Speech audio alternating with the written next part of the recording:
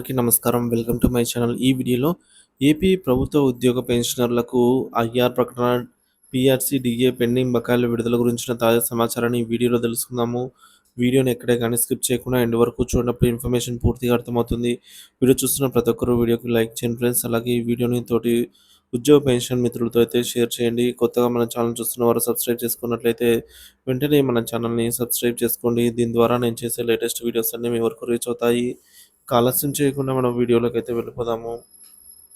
Friends, ఇక విషయానికి వచ్చినట్లయితే పీఆర్సీ, ఐఆర్ బకాయిలు ఆలస్యమైనా పర్లేదు అని AP JAC Amaravati chairman Bopparaju 12వ పీఆర్సీ బకాయిలను ఆలస్యంగా చెల్లించినా పర్వాలేదని, ఉద్యోగుల రిటైర్మెంట్, సరెండర్ లీవ్స్, జీపీఎఫ్ డబ్బులను మాత్రం వెంటనే చెల్లించాలని AP JAC Amaravati chairman Bopparaju Venkateswarlu ప్రభుత్వాన్ని డిమాండ్ చేశారు. సీఎఫ్ఎంఎస్ లాగిన్లో పెండింగ్లోని ఉద్యోగుల సరెండర్ లీవ్ల బిల్లులు, కుటుంబాల అవసరాల కోసం దాచుకున్న జీపీఎఫ్ ఫండ్లను వెంటనే ఇవ్వాలని కోరారు.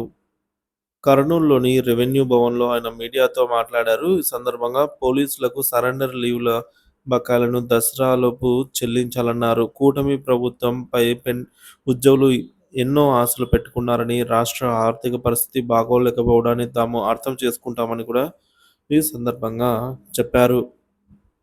సో ఏదేమైనప్పుడు కూడా ఉద్యోగ పెన్షన్లు మాత్రము ఈ పీఆర్సీ, ఐఆర్, డిఏ బకాయిలు, అలాగే సరెండర్ లీవ్లు, రిటైర్మెంట్ అయినప్పుడు రావాల్సినటువంటి బెనిఫిట్స్, జీపీఎఫ్ డబ్బులు ఇవన్నీ కూడా వెంటనే చెల్లించాలని అయితే ఉద్యోగ పెన్షనర్లు కోరుతున్నారు. అలాగే మొన్న జరిగినటువంటి వరద బాధితులకు సంబంధించి సీఎం రిలీఫ్ ఫండ్కు నిధులను ఒకరోజు మూల వేతనాన్ని ట్రాన్స్ఫర్ చేయడంలో చూపించిన చొరవ పెండింగ్ బకాయిలను కూడా విడుదల చేయించాలి అని చెప్పేసి ఉద్యోగ పెన్షనర్లంతా కూడా కోరుకుంటున్నారు. సో మీ అభిప్రాయాన్ని కామెంట్ చేయండి.